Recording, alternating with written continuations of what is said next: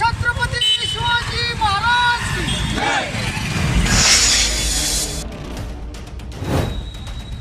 मालवणमध्ये छत्रपती शिवाजी महाराज यांचा पुतळा कोसळला, याला महायुतीचं सरकार जबाबदार म्हणत शिवसेना उद्धव बाळासाहेब ठाकरे गटाच्या वतीने इस्लामपुरात छत्रपती शिवाजी महाराजांच्या पुतळ्यासमोर निषेध व्यक्त करण्यात आला आहे।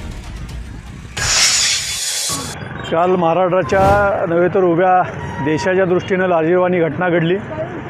सिंदूरला गेल्या 8 महिन्यापूर्वीच बसवलेला महाराष्ट्राची अस्मिता छत्रपती शिवरायांचा पुतळा हा काल कोसळला।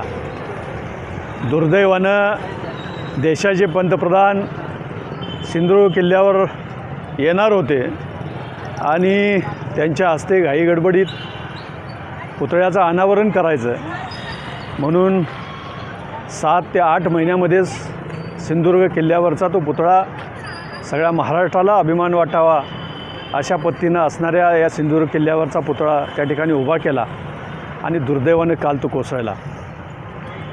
कोसळण्याची कारणं शोधावीत हा आमचा पहिला त्या शासनापुढं विषय आहे, प्रश्न आहे।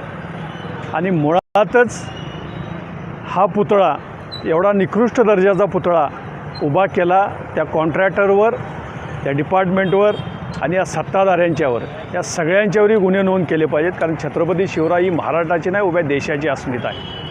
ही कुठली पद्धत आहे? हे दुर्दैव आहे या महाराष्ट्राचं। त्यामुळे या सरकारचा, केंद्र आणि महाराष्ट्राच्या या सरकारचा, दोन्ही सरकारांचा मी जाहीर निषेध करतो। सत्ताधाऱ्यांनी तात्काळ राजीनामा द्यावा आणि ज्यांनी पुतळा उभा केला त्याच्यावर देशद्रोहाचा गुन्हा करून त्यांना अटक करावी, त्यावरून सगळे पैसे वसूल करावेत। कारण हे महाराष्ट्रासाठी लाजिरवाणी ही गोष्ट घडलेली आहे। आम्ही तीव्र या घटनेचा जाहीर निषेध करतो आणि सांगली जिल्हा शिवसेना उद्धव बाळासाहेब ठाकरे पक्षाच्या वतीनं आम्ही या दोन्ही सरकारांचा जाहीर निषेध करतो।